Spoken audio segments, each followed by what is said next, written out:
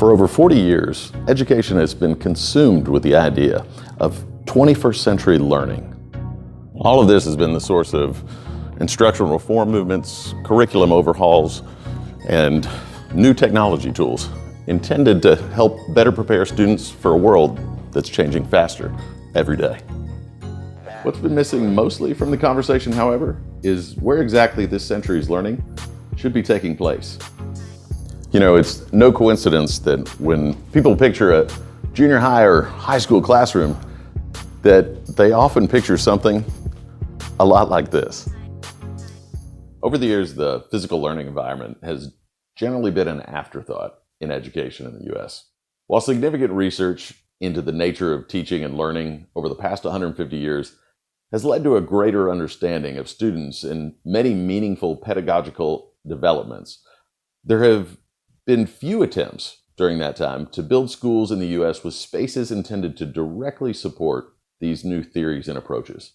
There are notable examples, like John Dewey's Laboratory School in Chicago, the Corona Avenue School in Los Angeles, and the Crow Island School in Winnetonka, Illinois, that showed real promise in the late 19th and early 20th centuries. But it was the open plan schools model proposed by educational reformer J. Lloyd Trump in 1959 that really put the brakes on meaningful innovation in school design. This isn't because Trump's ideas were bad. In fact, the Trump plan, as it came to be known, was full of cutting-edge educational reforms that were eagerly embraced by educators.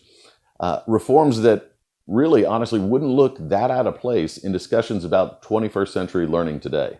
The open plan schools model was part of that, and imagined schools that were designed to support what Trump had envisioned. However, while the open plan model that was part of Trump's plan spread during the 1960s and 70s, maybe even more than the actual reforms themselves, the training that would have shown teachers how to adjust their instruction to use the space, that didn't follow. And by the end of the 1970s, the open plan model had been deemed a failure. This unfortunately threw cold water on the whole idea of building with pedagogical purpose and led to an era of school construction dominated by traditional ideas built at the lowest possible cost. The interest in 21st century learning, however, has recently begun to help bring some attention back to the idea that the environment in which students learn may have some bearing on the quality of their learning. With its emphasis on critical thinking, collaboration, creativity, and communication, it's not surprising that 21st century learning sounds so much like the constructivist concepts of people like Dewey, Piaget, Vygotsky, Freire, Bloom, and Gardner, who all contributed to a theory of teaching and learning very much at home in this current moment. These figures of the progressive education movement challenged the didactic teacher-student relationship beyond the primary grades and suggested that true learning for secondary students came from discovering and co-creating knowledge with peers and teachers. It's a very 21st century idea, but not one that can be easily supported by the majority of secondary schools in the US currently. This is a frustration for many educators who don't just believe that 21st century learning is important for students' futures, but also believe it's important for keeping them engaged in classrooms right now. Engagement is a complex and multidimensional construct over which there continues to be a whole lot of research. But where that research hasn't happened very often are in spaces designed specifically for 21st century learning. Following the collapse of the open plan schools model, the reticence to explore the relationship between progressive pedagogy and the physical learning space has created a research gap that has yet to be addressed conclusively.